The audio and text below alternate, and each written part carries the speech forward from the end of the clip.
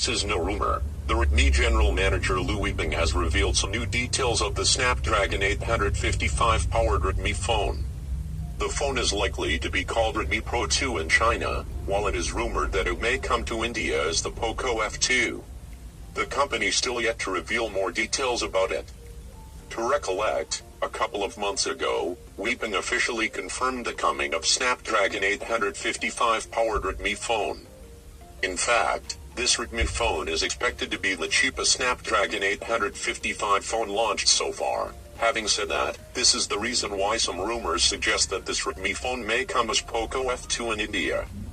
To recall, the Poco F1 is still the cheapest Snapdragon 845 chipset phone available in the country. Considering the never-ending leaks and rumors making round on the internet about the Snapdragon 855 powered Redmi phone, we expect the launch of the phone to happen soon. Ahead of the launch, Weibing has confirmed some more interesting details about the phone he has said that the Snapdragon 855 powered Redmi phone will come with NFC and wireless charging support.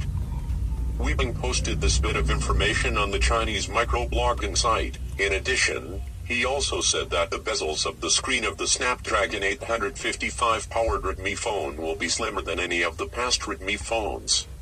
Beginning this month, Weibing also confirmed that the Snapdragon 855 powered Redmi phone will come with a 3.5mm headphone jack, triple rear cameras, pop-up front camera, slim bezels and many more interesting features. Recently some pictures of the alleged Snapdragon 855 powered Redmi phone were also leaked.